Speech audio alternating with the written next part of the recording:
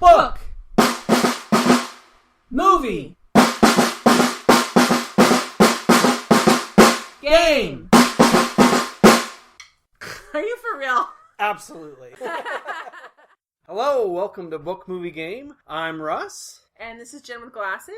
What we do on this podcast is we talk about a book, we talk about a movie, and we talk about a game. That's all there is to it. All right, shall we get started with book? Sure. I'll go ahead and get started. I want to talk about a comic book. And I know I just lost about half of everybody there.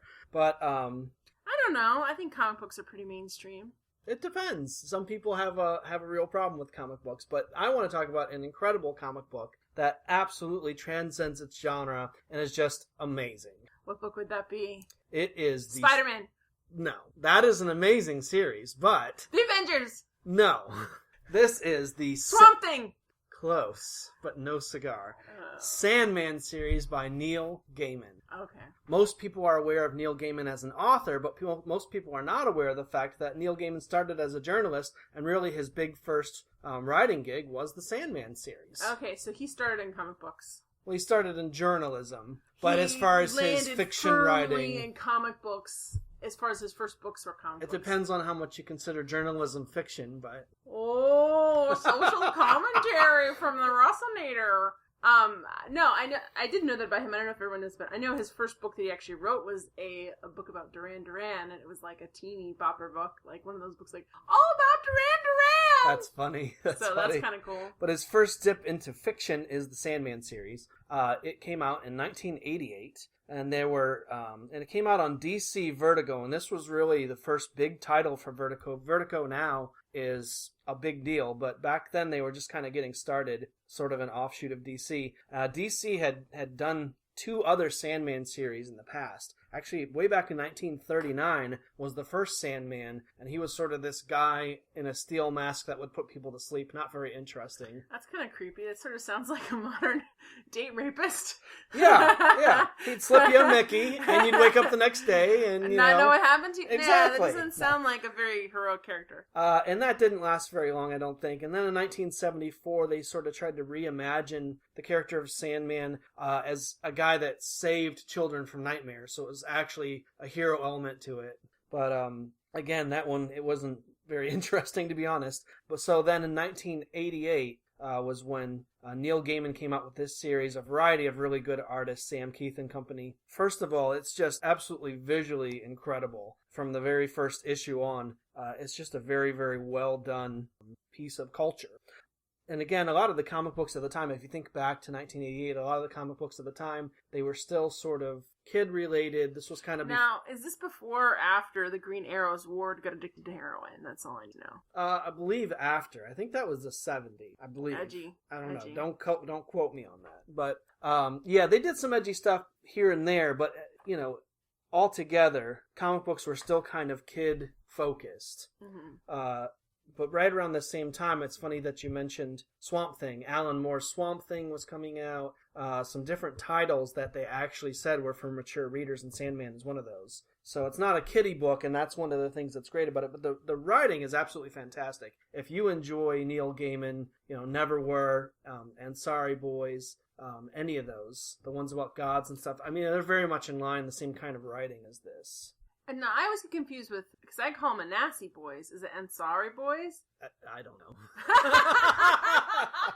I don't have it written down. It was on the... no! You're probably right. Maybe if I added an R, I apologize. I am famous for... Sorry, Neil Gaiman. Learning the vocabulary through reading, which means that you embarrass yourself at dinner parties by saying things like Gineer or Quay when you mean Q and genre. So... you can humiliate yourself a lot that way. So I actually don't know either. I always thought it was a Nasty Boys, but it could be Unsari Boys. Oh Who knows? Gosh, this is But podcasts are the times when you find that, that in your head you say it differently than every other person. You know what? It's a great time to figure out how to pronounce a book you're recommending during the podcast. You're recommending it. Absolutely. So anyway, so the story of Sandman, and I'm going to talk about basically just sort of the setting in the beginning. I'm not really going to talk about the whole story, but basically it's a 75 comic book run. So it's 75 issues, and I think that's collected in about 10 graphic novels. And then they've done some other offshoots, but I'm basically going to focus on the main 75 issue run of Sandman. I picked these up. I was at my library one time and I saw that they had all 10 books at the same time, and I was like, this is an opportunity to read this. It's go time. Absolutely. So I just picked up all 10 books and I just blew through them so quickly because it was just amazing writing, really great visuals, and just a story that just sucked you in from the beginning. Neil Gaiman's a super smart guy, and it just shows. Basically, Sandman is about the Sandman, whose name is Dream, and he's basically in like this family of gods called the Endless, and they've been around for billions of millennia. Perhaps they are endless. They are endless, indeed. And there's this whole family, so there's death, destiny, destruction, desire, delirium, despair, and then dream. And they all sort of have their own little world, their own little slice of part of the world that they're basically in charge of. It's just super cool, and it's really neat. Like, all the visuals on all the family are really cool as well. And it sort of has a really strong goth undercurrent to it, really, before goth was cool. So it kind of kicked off goth. I think it did, really. The whole looks of the whole family, is very, very goth. Goth never dies. So like this family was shopping at Hot Topic before there was a Hot Topic, Yeah, Hot Topic's going dark again. It went a little rainbow sunshiny, but I guess it's turning a corner. It's coming back around. Well, that's good. That's good to hear. So the very beginning of the story is basically a story of Dream getting trapped in this giant bell jar by this guy, and he keeps them basically in his basement for like 75 years. So it's like these different generations of people that are like taking care to make sure Dream doesn't get out, okay?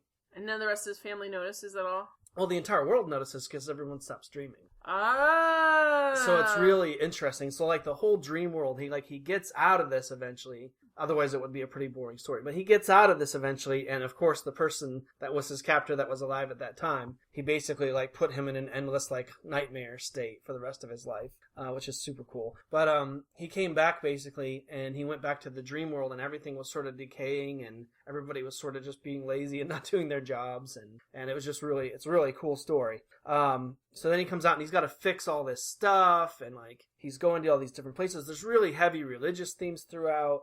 Cain and Abel are part of the dream world. He has to go to hell several times, and hell's always being like taken over by these crazy demons and stuff. It's really cool. You can tell Neil Gaiman, read Paradise Lost and the Bible and Dante. Well, he did have a British education, which is better. And you can just tell he's a really well-read and well-rounded guy, even to be able to delve into some of these really deep religious themes, and do it well and do it justice. Do it to a point where it's accurate, but then it also leads to, sort of new fiction out of it as well. It's really, really well done, and I give it 5 out of 5 stars. It's an amazing series, and I absolutely recommend that you read all of it. Even if you're not a comic book person, this is a fantastic story, and it reads just like a Neil Gaiman book, except with pictures. Well, that sounds good. Sounds really good. You got a book for us today, I do. Jen? I actually have a theme today, which normally I never have a theme. A theme. Russ always encourages me to have themes, and I'm like, why do I need a theme? And that's because I have no theme today, so this works out well. I know, normally Russ has a theme, so of course today he doesn't have a theme. I have a theme, so I'm making it bad. So basically my theme today is basic. I'm a very conservative person as far as, like, I'm not big on jokes about sex. I don't like a lot of nudity. I don't like gross violence. Like, I can handle suspense, but I don't like anything gross, like disgusting. So I'm just that kind of person. My day-to-day life reads more like, I don't know, Family Ties, I guess. That's an old reference, but I'm old. But just like, I'm just that's the kind of person. I don't really like that kind of thing. I'm not a big fan of gross out humor. So of course today, it's going to all be about gross out humor and why I can tolerate this and why I can't tolerate others. Perfect. Because there's things I can't tolerate and there's things I can. In fact, Russ will watch them and he can be like, don't watch it, you can't tolerate it. And it sounds very like, if you didn't know us, you'd be like, well, why don't you tell his wife what not to watch? But he knows, like, I'm like, thank you. Because if I get into something, I'm like, oh, no. And for me, the worst thing is getting halfway through a movie and having to turn it off. I'm like, shut it off. We're done.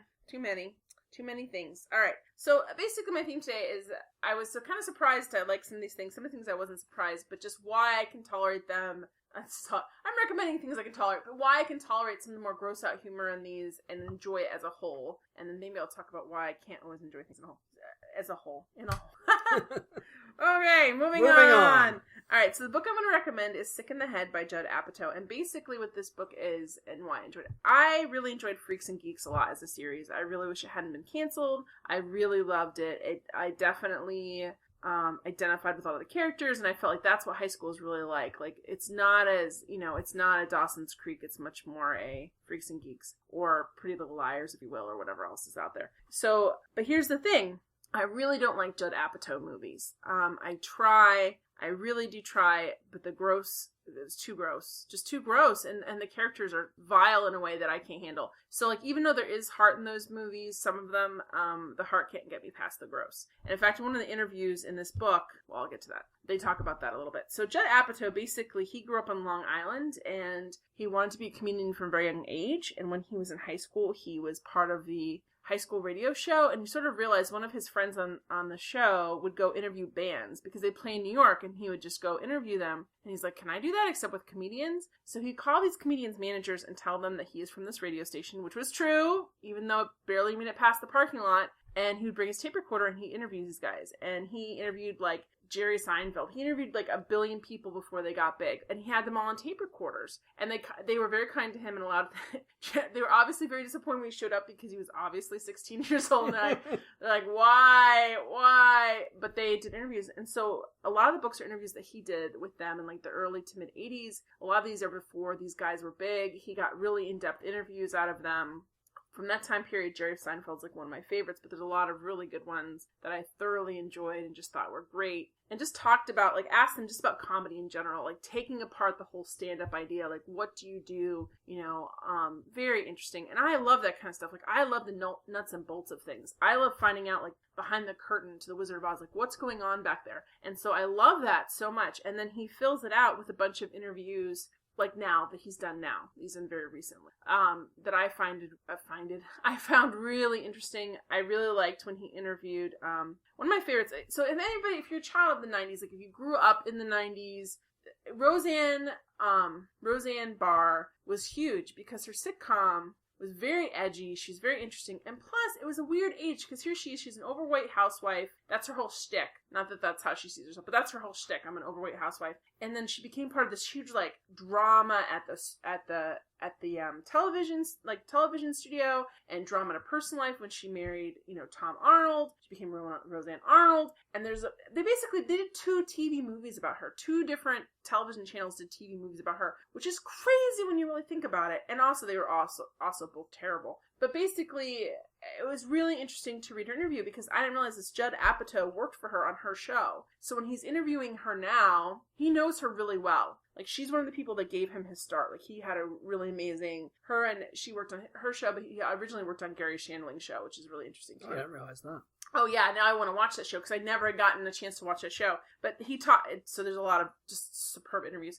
But I loved her interview because the thing about Roseanne, her childhood was very traumatic. She grew up literally with her parents and a bunch of other people in a townhouse, and they were all like Holocaust survivors. So she's living with people with PTSD. A lot of bad things happen. She doesn't get too far in depth with it in her interview. But the thing I think that happens to her is when you ask her a question, and when Judd would ask her a question, and when interviews ask her questions, her first answer is defense joke. So if someone's interviewing her and they don't like her, this is how I feel. This is not what she says. This is how I'm picking up. They print the joke as if she's serious. So she gives like a sarcastic joke, and then she goes on to answer the question seriously. Because he asked her a lot of questions about her personal feelings with things and how things were. And her first part answer is always defense mechanism joke. And then the rest of the answer, which she prints pretty much the whole answer, is really heartfelt insights into comedy and her life and how difficult it was and how hard it is to go from being like a waitress to just trying out stand-up and then having your own show and then, walking into it just totally not understanding what's happening, and fighting the network. Like, the network didn't like Darlene, which Darlene was always one of my favorite characters.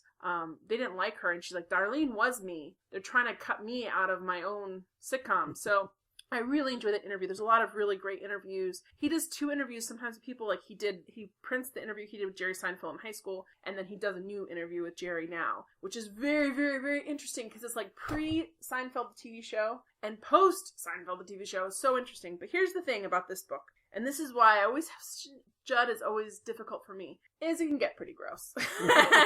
So for me, I have a higher tolerance reading gross jokes or reading explicit content than I do seeing it or hearing it. Some of it I would just breeze through. Like he does a really interesting, several really different interesting interviews with people that are, especially modern female comics. But my issue is that like for me, a lot of times it gets a little too like, oh, I don't need to hear private parts, drugs. Like I don't need to necessarily hear that or read that. So some of those I kind of but there's so much good information here and so many interesting stories, and that's what I love. That's why I'm a memoir junkie too. I love interesting real stories about people, and there's so many pull back the curtain moments. I loved his interview with Louis C.K. Like there's just so many interesting things. I really recommend it, but it's one of those weird things with me where I could probably not tolerate some of these interviews if they were like video interviews, because I just feel like, some of these guys you don't need to know. Like, to me, the gross out laugh is not the best laugh. Like, if you're laughing because you're grossed out or you're laughing because you're uncomfortable, that to me is not an enjoyable laugh. That to me is like, I'm sorry, you're embarrassing yourself. We need to leave now. Thank you. Ha! Like, I don't like that laugh. I like a laugh that genuinely surprises me in a fun way or something delightful or something clever. Judd Apatow really likes to rip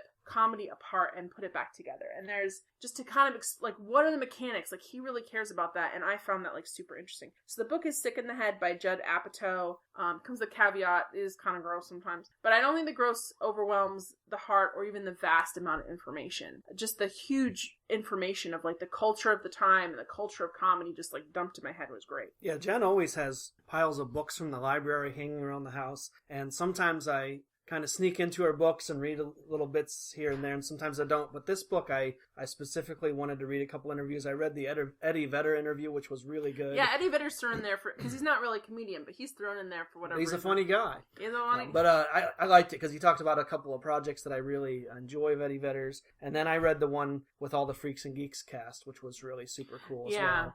That was a special show. That was a very special and interesting show. And I don't think that, even though now they would allow it to be made, I think there's something about the constraints of the time that really constrained Judd Apatow in a good way, because it doesn't get terribly gross. Like, this is my thing. But I like it that I can enjoy it and like the characters. Like, when he likes to make likable characters do awful things. And for me, like, I can't cross that line. Like, I'm just like, no, you can be charming, but if you do awful things, you're kind of awful, and I just don't want to deal with it. I feel sad for some shows that really got a lot of hard work put into them, and then they got canceled. Freaks and Geeks is one, like Firefly is another. I just feel like if those shows were now and they had got canceled by the networks, either Netflix or Hulu or one of those would have picked those up, and Amazon, yeah. I feel super sad for shows. It's like they weren't done finishing, telling their story. They weren't finished. Yeah, they had more to tell. It's hard because I'm like, if it had gone on longer, would I have been upset with it? So you look at like a show, and we're going to throw some shows in here, guys. And I mean, that's Books, Movie, Game, but we'll throw a show in there. But I think sometimes you look at something and it goes on too long and you really dislike it at that point, Sometimes it's better to have an amazing first season and then be done with it. Leave you wanting more than it is to get more than what you want. Because I think if they'd had a second season, I mean, I don't even know what they would have done with Lindsay. Like, there's so many things where it's like, what would they have done? I don't know. Would I have been as committed to it? Maybe, probably. Would I see? You can't tell. You just can't. Anyway, go ahead. All right. What's your book or movie? You already did your book. You did. I did a book. I did lots of books. 75 books, in fact. Today, my movie is Sphere. 1998 is when it came out, and it is based off of a Michael Crichton novel, and the director is Barry Levenson. Lots of stars in this movie. First, I want to just talk about how I discovered this movie, because every time I talk to somebody about this movie now, no one has any recollection that this movie ever existed. It's absolutely one of my favorite movies. It's a government conspiracy, and they mind wiped us all, so we don't remember the movie Sphere. Except I got a DVD, and I watch it all the time, so I know the movie. Oh, fancy, you got a DVD. So I was, in 1998, I was working with a friend of mine, hanging wallpaper at an old folks home. And we As you do.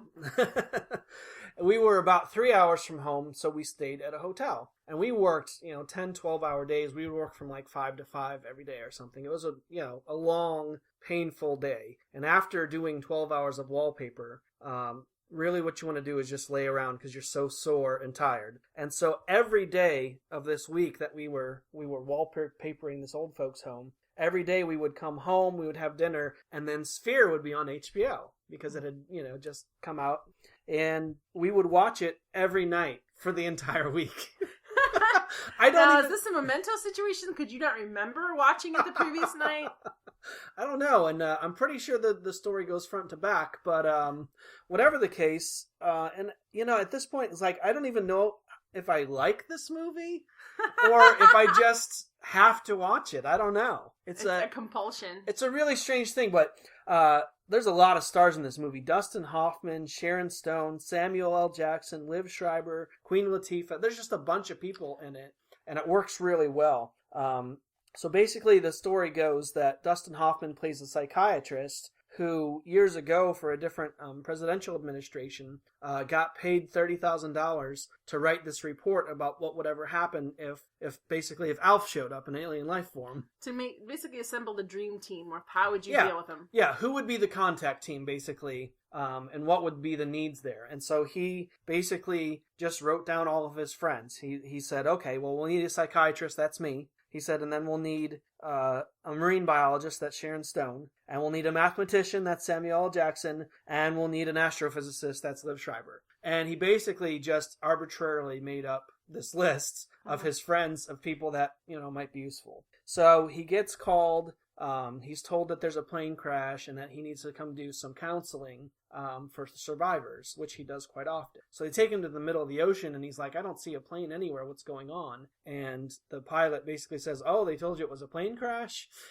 And he's like, well, if it's not a plane crash, he's like, I got to get to the survivors. He just keeps saying, I need to get there. I need to do my thing. So then they take him in this aircraft carrier, basically, and all of a sudden you realize all these friends from this report and they are all there. hate each other now, don't they? Oh yeah, they don't get along well, and like Sharon Stone, he actually dated, like she was his patient, and he actually dated her while he was married, and like it was a mess. So it was like when he wrote the report, things were different. They were all friends, but yeah, they don't get along well. And like Samuel L. Jackson and Liv Schreiber are always trying to one-up each other. Like, well, how old were you when you got your PhD? And they're always trying to, see who's better and who's smarter and so on and so forth, and whose books are more successful. So would you call this? What do you enjoy with this movie? Is it funny? Is it overall creepy? Is it just the concept's really good? Yes, and yes. It is funny. There's some really funny moments. Samuel L. Jackson and Liv Schreiber especially have some really good comedic moments in there. But it also gets really creepy, and it also, it gets scary at points, but also I like the story. The story, I believe, holds up well. And the fact is, too, they used a tiny bit of CGI, but not a whole lot. So that's the best thing. That's usually watch out with 90s movies. I'm sorry, I'm interrupting. Oh, yeah, I'm hijacking. Is the CGI usage, like if it's high CGI usage, the movie does not age well. It's difficult to watch at this point. Does not age well, so I enjoy that. This is one of those where they just do real light touches with the CGI. Basically, as far as I can tell, the only CGI they do is the sphere itself, and maybe some of the animal attack scenes. And we'll get to that. But that as far as I can tell, those are the only CGI, and it looks good because of that. There's no entire CGI characters or anything like that. So perhaps because this movie is a movie not many people have seen, we should maybe keep the spoilers to a minimum. Or are you going to go down scene by scene what you like about it?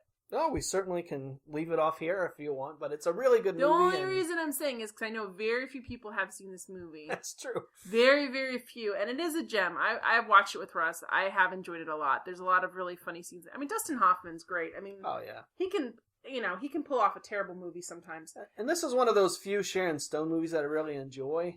That aren't gross. Yeah. There's no gross sex scenes or anything weird in this movie. There's some language and some scary moments and such, but that's pretty much it. But Sphere, it's a great movie. You can get it on DVD, you can get it on streaming. I don't think it's on Netflix or anything. I never see it on any of the streaming media for free. Amazon Prime, you can always buy it, but buy it for 50 cents at a bin sale and enjoy. Yeah, I got it on DVD for super cheap years ago, and I'm still watching it on there. And I would throw my hat in there. It's a good movie to watch. It's a good, solid movie. Yeah, I forgot to ask you beforehand if you liked it or not. I didn't know what you thought of the movie. Russ couldn't remember, and also, you know how it is when you have a loved one and they love a movie so very, very much. Sometimes you pretend a little bit.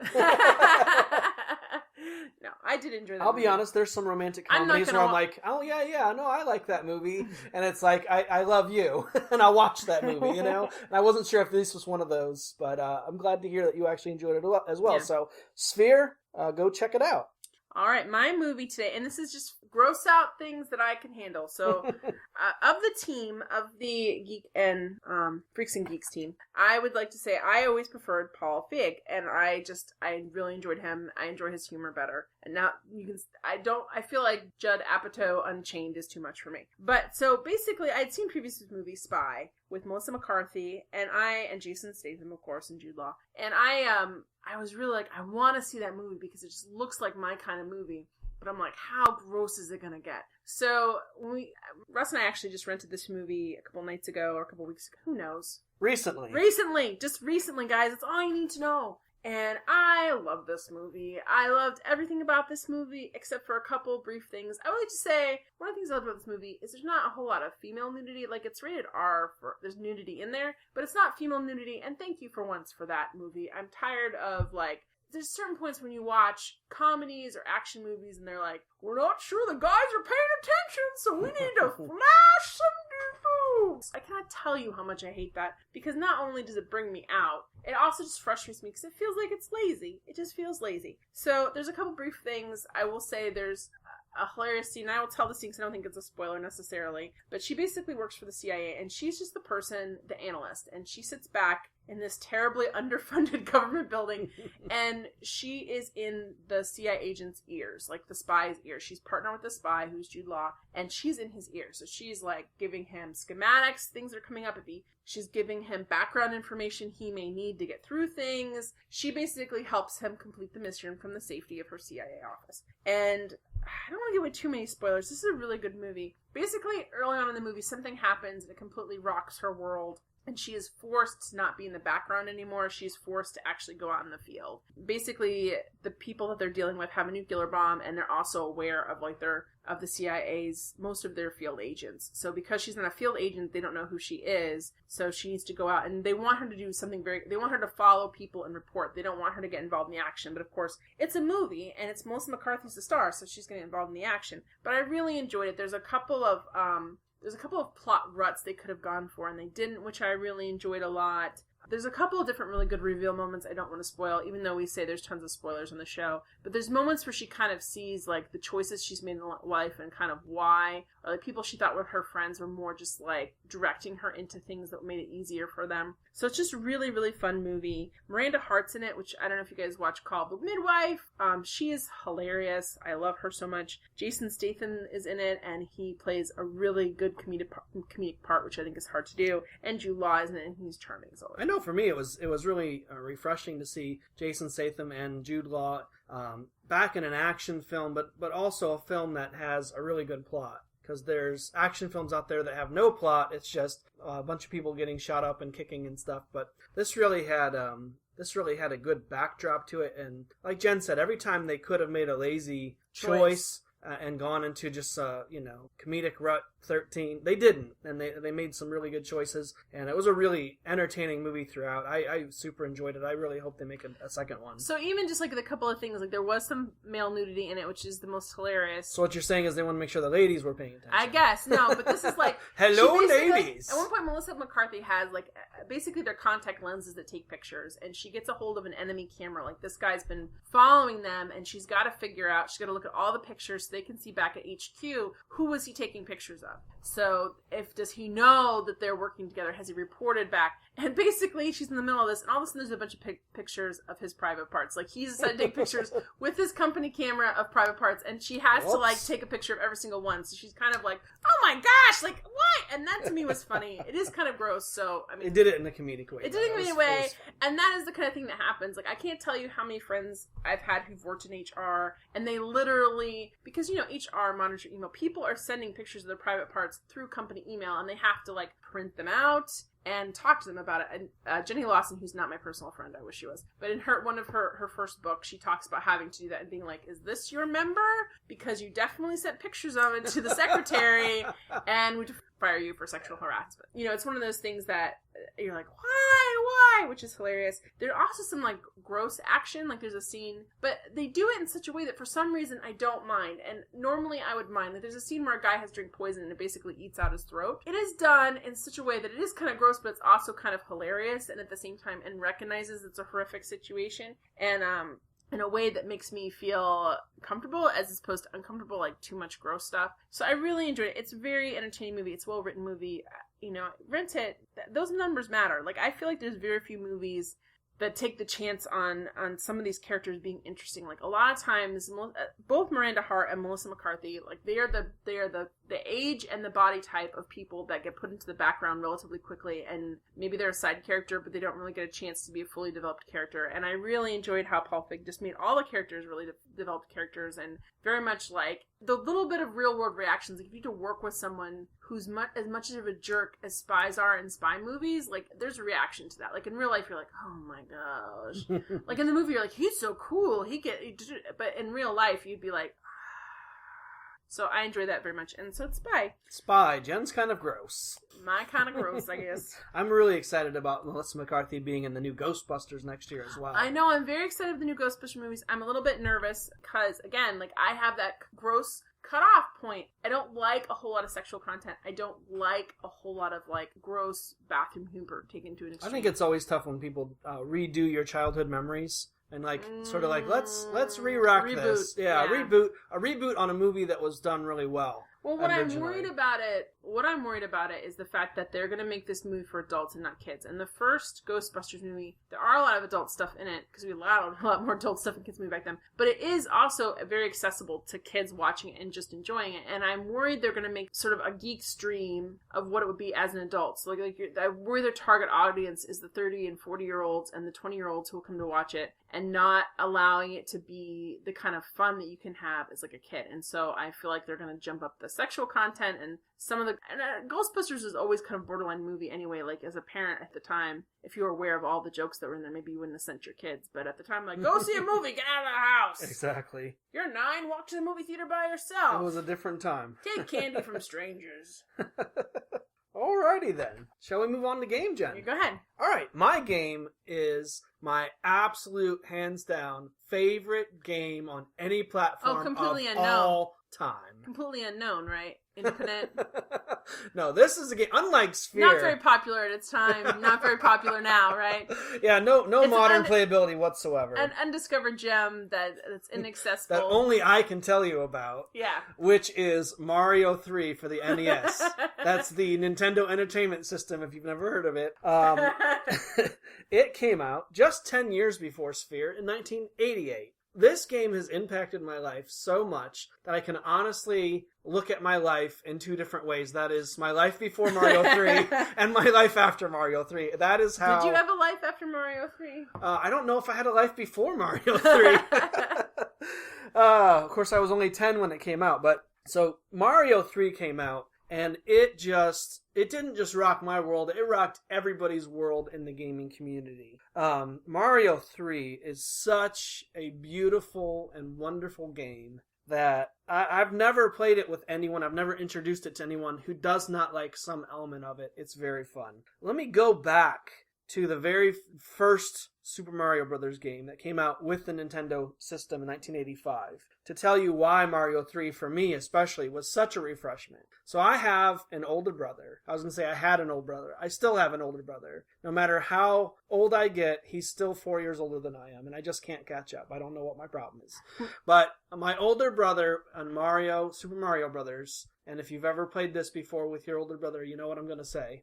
In Super Mario Brothers Part 1, Mario takes his turn all the way until he dies. If he does not die, he just keeps taking his turn forever. It doesn't matter how many levels you beat. until you die, you have basically an unending turn. My brother was very good at Super Mario Brothers, still is. But he would always be Mario, and I would always be Luigi, and he got to the point, specifically to terrorize me, I'm convinced, that he could beat the entire game on the first life, and I wouldn't get a turn. And then he'd be on to the next game and say, oh, I'm player 1. And this just happened over and over again with these Nintendo games, and it just killed me. To the point that finally Mario 3 came out. And the wonderful thing about Mario 3 is that it's turn-based. So if Mario beats the level, it goes and lets Luigi have a turn. And I really think Mario 3 is the first time I really learned how to play Mario. Because you're like, I get a turn! I get a turn. I get a chance. I get a turn. And I can actually, if I beat this level, my brother can't get to it. Okay? Which is a fantastic and wonderful thing. So there's just so many cool elements to Mario 3. I think the coolest thing about Mario 3 that they did is, right as it was coming out, there was a movie. I don't know if you remember this. There was a movie that starred, basically the star of the game. I mean, Fred Savage was in it, but the star of the game was Mario 3. The movie's called The Wizard. Also, one of those 1980s movies that's rated PG and not that great for kids. Lots of language in it. I watched it recently, and there's just a ton of language in it. I guess as a kid, I didn't notice it because if I didn't know what the words meant, I guess they just glossed over. It's not until you're an adult, you're like, what did they just say? Yeah, as an adult, you get a little more sensitive to it, and you're like, holy cow. How did my mom let me watch this in the 4th grade? Yeah, in that game, it was about his brother was this video game whiz, and he went to this championship, and they revealed Mario 3. It was the first time any of us had seen. I mean, this is pre-internet. You couldn't just YouTube, the new commercial for Mario 3. So it had a lot of gameplay from Mario 3 in that movie, and everybody wanted Mario 3 after that. It was an absolute phenomenon. It was an absolute phenomenon. So the things I like about Mario 3, just visually, it's very different from the other Super Mario Brothers. They were starting to max out the NES graphics. Absolutely. I feel like it's the best use of the 8-bit system. I mean, if you get any better, you got to get to the Super Nintendo and Sega for the 16-bit. Mm-hmm. I love the fact that the raccoon tail allowed you to fly. I just thought visually it looked very good. They basically stole the warp system from Zelda. It sounds exactly like the one from Zelda. And you loved it. I did. So the thing too, like about the warps in the first 2 games, the first Super Mario Brothers game, like if you missed the warp, like because there was no scrolling back and forth, like if you went past the place where the warp was, you're not getting that warp. You're done. Just die. Curl up and die. Sometimes you could hit the wrong box and cover up the warps. It was tough.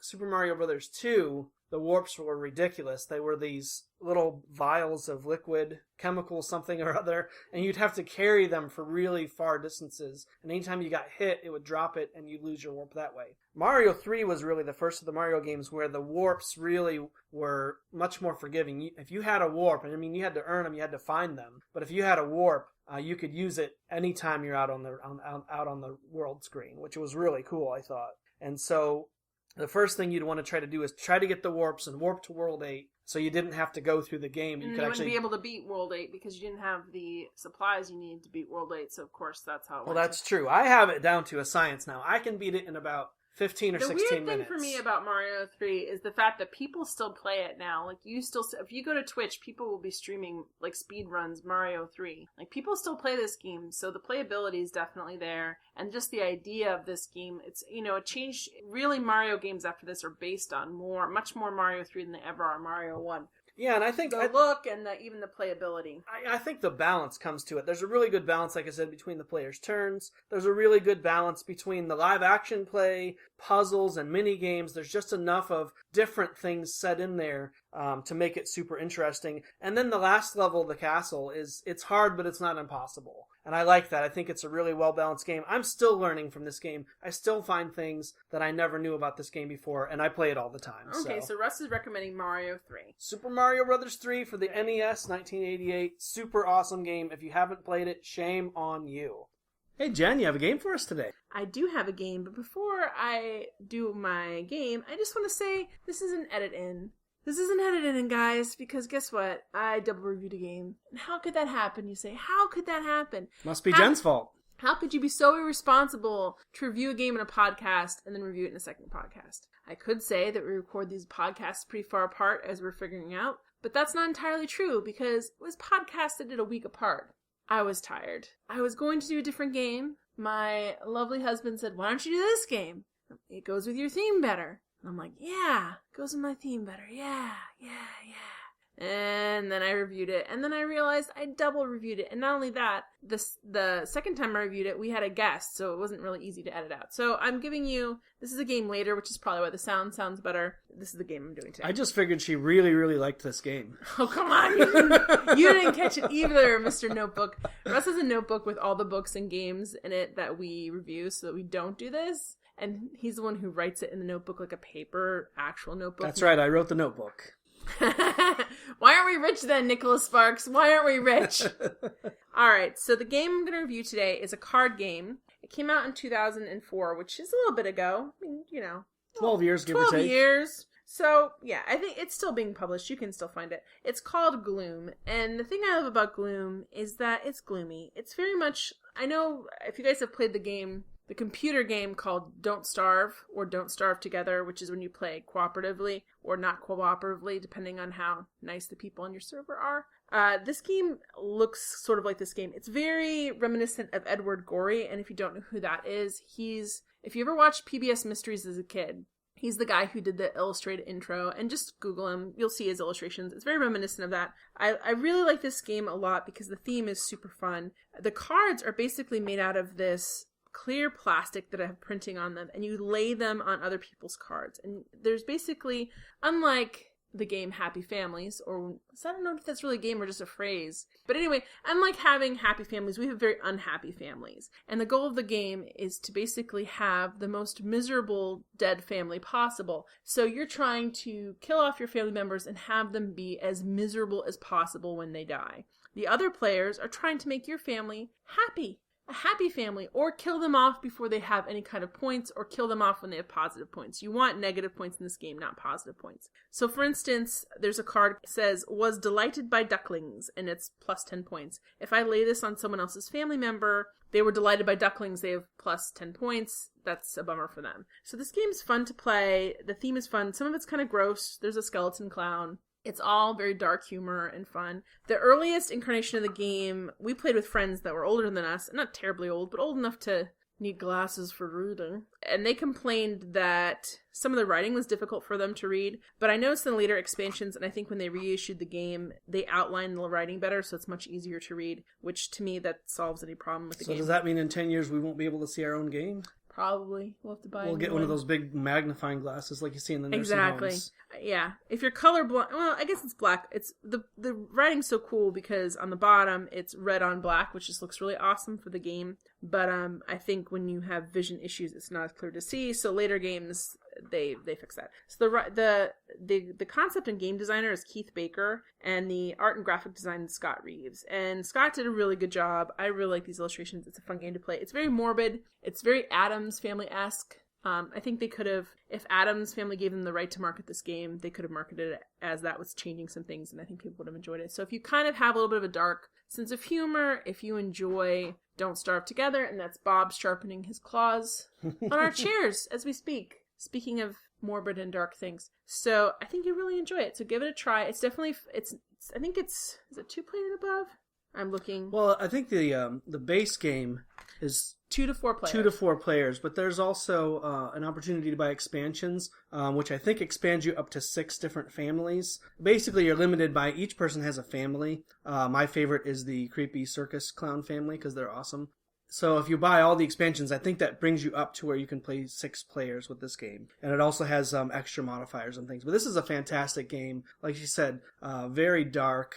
Very reminiscent of all the creepy stuff I liked when I was a kid, and we just really both enjoy this game. Yeah, I think definitely the Munsters, the Addams Family, the intro to the mystery, PBS Mystery, which is where I was like, these remind me of those Edward Gorey illustrations. Just a sprinkling of Tim Burton. Yeah, it's a cross-pollination of a lot of really cool macabre stuff, and I love it. And it's sort of like the innovation of you lay these cleared cards on other people's cards, so they cover things up. So maybe I have somebody and they have like negative 45 points, which is a lot. And you can use a card to cover those up and still see all this stuff underneath. So I really liked that a lot about this game, and it's just fun to play with friends. I think that people really enjoy it, especially if you play with people with the right sense of humor. I think it's a good breakup game. Like if you're doing like a big, long game day, and you've been playing some games that are very strategically challenging, I think it's a good little breakup to play and just have fun with it. And if you don't take yourself too seriously, it's a good time. Yeah, the game design is really unique. The gameplay is really unique compared to other games. Like Jen says, if you're playing a big game tournament or something, this is a really nice break from some of those big strategy games. And I mean, if you love Don't Starve or Don't Starve Together, and if you haven't checked out those games, they're fun. I have not played them as much as I've watched them being played, and they're fun to watch too. It has sort of that sense of humor and a dark feeling about it. And so definitely, if you play with people who like Don't Starve, then I think it's good to play together. Well, thank you guys. This has been Book Movie Game. This has been Jen with Glasses. And this is Russ. You can find Russell here. This is it. This is the only place he lives. Just on this. You can find me on either YouTube or Twitch. Both places, look for Jen with Glasses. I play through older games, RP games, and point and clicks. And we will see you guys next week. Thank you so much. Jen and Russ have left the podcast. Are you for real? Absolutely. Oh, gosh. Oh, yeah. Thank you very much. Bye.